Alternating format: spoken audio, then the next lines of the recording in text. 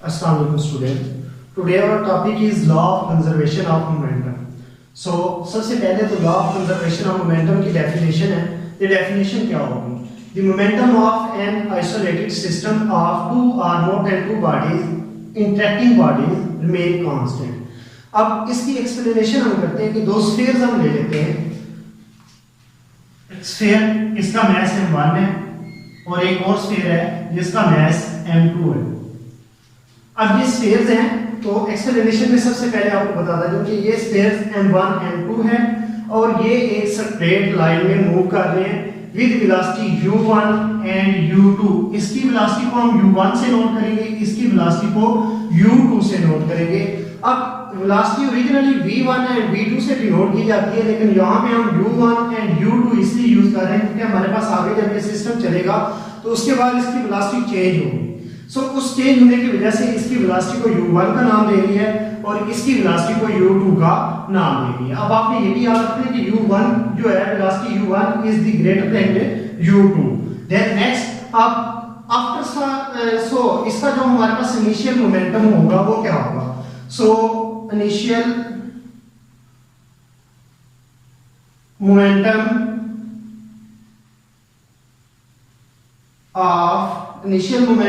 of mass m1 is equal to, आपको पता ही है मोमेंटम जो है वो product of mass and velocity होता है और यहाँ पे मास m1 ही है और वेलोसिटी u1 है. सो हमारे पास ये हो जाएगा m1 u1. एंड इसी तरह से similarly initial momentum of mass m2 ये p इज इक्वल टू हो जाएगा m2u2. एंड अब कुछ टाइम गुजरने के बाद ये आपस में कोलिजन कर देंगे, आपस में टकरा जाएंगे. अब टकराने से पहले जो इसका टोटल मोमेंटम होगा वो क्या होगा? टोटल मोमेंटम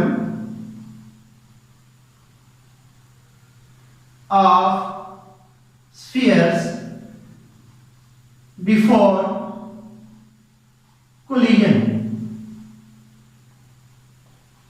ये इज इक्वल टू हो जाएगा हमारे पास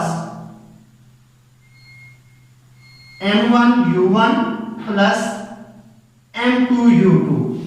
आफ्टर सम टाइम ये दोनों आपस में टकरा जाएंगे. टकराने के बाद हमारे पास जो स्फीयर m2 है वो m1 पे एक फोर्स एक्सर्ट करेगा. According to Newton third law of motion देखिए कि हर एक्शन का रिएक्शन होता है.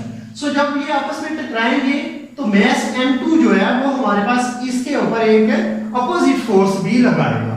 सो अपोजिट फोर्स लगाने के बाद अब मैं इसकी डायग्राम बनाता हूं. ये मास m1 m2 के साथ कोलिजन कर रहा है. तो कोलिजन करने के बाद हमारे पास जब ये दोबारा फोर्सेस की वजह से आपस से एक दूसरे से फासले पर जाएंगे तो मास m1 एंड मास m2 हो जाएगा और इसकी वेलोसिटी हम चेंज कर देंगे v1 एंड v2. सो अब हम इसका मोमेंटम लिखते हैं. Initial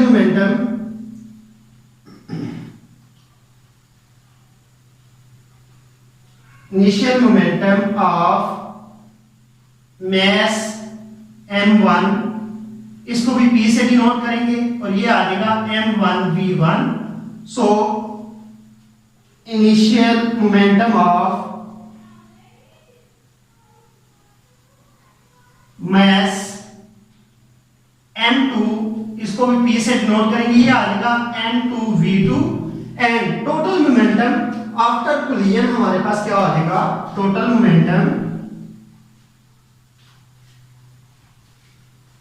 momentum of spheres after collision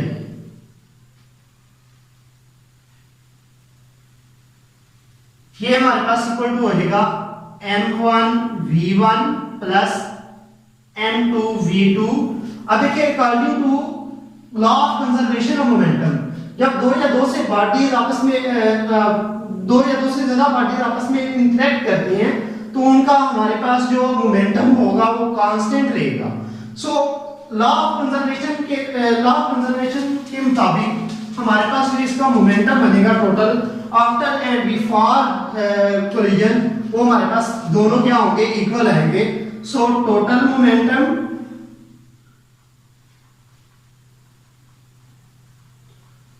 of spheres before collision ये इक्वल हो जाएगा टोटल मोमेंटम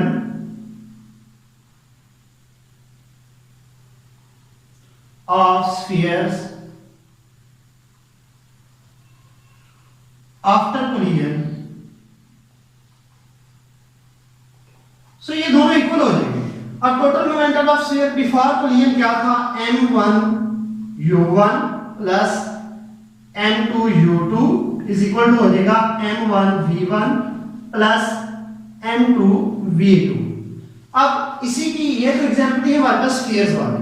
अब नेक्स्ट हमारे पास एक और एग्जांपल भी है इसकी गन एंड बुलेट वाली। तो आपको पता है जब बिफोर हमारे पास वो गन फायर की है, अब उस एग्जांपल को एक्सप्लेन करता हूं मैं थोड़ा सा जी। तो आप देखते हैं कि गन को जब फायर नहीं किया हुआ होता, जब उसमें से बुलेट नहीं निकल रही होती, तो उसका मोमेंटम क्या होगा, हमारे पास जीरो होगा, क्योंकि उसमें कोई भी हमारे पास फोर्स अप्लाई नहीं होगी। वो बिल्कुल हमारे पास जो है ना वो सागर हालत में होंगे, उस पर कोई मूवमेंट नहीं होगी। सो हमारे पास total momentum of gun and bullet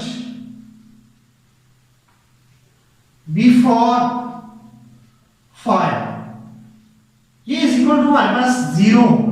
zero क्यों होगा, क्योंकि उसकी वेलोसिटी जीरो होगी, उस पर कोई मूवमेंट है नहीं हो रही होगी। सो नेक्स्ट जब हम इसको फायर करते हैं तो दोनों में एक जो है ना प्रेशर की फोर्स पैदा होती है, तो तब उसका जो मोमेंटम है उसको हम थोड़ा सा एक्सप्लेन करने के लिए मैं लिखता हूं कि लेट्स सपोज हम कर लेते हैं कि मास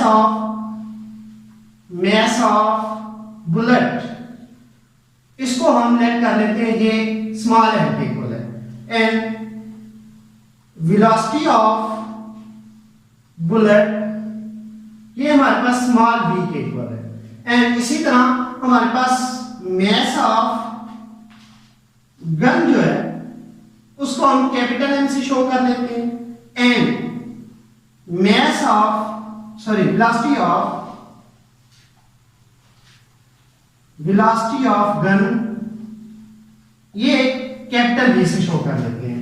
अब देखें बिफोर फायर तो हमारे पास उसकी वेलोसिटी जीरो होगी, एंड आफ्टर फायर मीन के फायर करने के बाद जो उसकी हमारे पास उसका मोमेंटम जो होगा वो हमारे पास टोटल मोमेंटम ऑफ मतलब वो टोटल जो मोमेंटम हो जाएगा वो हमारे पास किसके इक्वल आएगा, m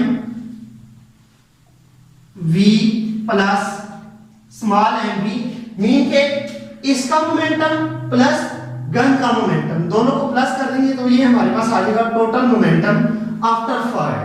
so after fire law of conservation of momentum के मुताबिक हमारे पास किसके इक्वल होगा, ये m v plus m v ये किसके इक्वल हो जाएगा, जीरो के। जीरो के इक्वल क्यों, क्योंकि हमारे पास लॉ ऑफ कंजर्वेशन का मोमेंटम कहता है कि बिफोर एंड आफ्टर दोनों जब फायर करते हैं तो ये दोनों इक्वल आते हैं। जिस तरह आपने प्रीवियस एग्जांपल में पढ़ा था कि हमारे पास जब दो स्फीयर्स टकराने से पहले और टकराने के बाद दोनों का मोमेंटम क्या होगा, वो कांस्टेंट रहेगा। सेम इसी तरह हमारे पास इसमें भी दोनों कंडीशन में हमारे पास जो मोमेंटम आएगा वो कांस्टेंट रहेगा। आफ्टर फायर इसका मोमेंटम ये बनता है, बिफोर फायर हमारे पास इसका मोमेंटम जीरो बनता है। सो इसके मुताबिक मास mv ये दूसरी साइड पे जाके माइनस mv हो जाएगा। यहां से अगर हम वेलोसिटी कैलकुलेट करना चाहें तो m दूसरी साइड पे जाके क्या हो जाएगा, डिवाइड हो जाएगा, एंड अगर हम मास कैलकुलेट करना चाहेंगे तो माइनस mv और ये v वेलोसिटी ऑफ गन जो है ये इधर आके डिवाइड हो जाएगी। सो इसके बाद हमारे पास एक छोटी सी एग्जांपल इसकी दी गई है, उसको भी हम थोड़ा सा एक्सप्लेन कर लेते हैं, उसको भी समझ लेते हैं। एग्जांपल 3.7 है, वो गन वाली इसी एग्जांपल से रिलेटेड है, इसलिए मैंने ये फार्मूला आपको प्रूव करवा दिया। वो कहता है बुलेट ऑफ मास 20 ग्राम, एक बुलेट है उसका मास 20 ग्राम है। ये एग्जांपल हमारे पास 3.7 है। सो एक बुलेट है उसका मास हमारे पास 20 ग्राम है। You know that 1 kilogram is equal to 1000 gram. So इसको हम सबसे पहले किलोग्राम में कन्वर्ट करते हैं, तो 20 को 1000 पे डिवाइड कर देंगे, ये हमारे पास 0.02 ग्राम किलोग्राम हो जाएगा। नेक्स्ट वो चीज जो एग्जांपल में क्या किया जा रहा है वो है is fired from a gun, gun से फायर किया जाता है विद मजल वेलोसिटी ऑफ 100 मीटर पर सेकंड, मीन कि जो हमारे पास बुलेट की वेलोसिटी है वो हमें देखा जा रहा है 100 मीटर पर सेकंड। सो नेक्स्ट वो क्या कह रहा है find the required of the gun if its mass is 5 kilogram, mean कि वो क्या कह जा रहा है हमें velocity of gun find out करो, जबकि मास ऑफ गन वो हमें देके जा रहा है 5 किलोग्राम। अब देखिए ऊपर उसने 20 ग्राम दिया था, अब यहाँ पे वो गन का मास 5 किलोग्राम दे रहा है, इसलिए हमने इसको किलोग्राम में कन्वर्ट कर दिया था। सो नेक्स्ट अब फार्मूला के अकॉर्डिंग हमने वेलोसिटी v फाइंड करनी है, तो ये फार्मूला अप्लाई कर देंगे v = -mv over capital N। So capital V = m की वैल्यू हमारे पास कितनी है 0.02, वेलोसिटी v हमारे पास है 100 ओवर मास ऑफ गन वो हमें देख जा रहा है 5 किलोग्राम।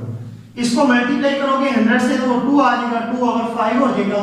सो नेक्स्ट इसको जब डिवाइड करेंगे ये हमारे पास 0.4 मीटर पर सेकंड आ जाएगा, और ये माइनस में रहेगा क्योंकि फार्मूला के अकॉर्डिंग इसमें माइनस आ रहा है।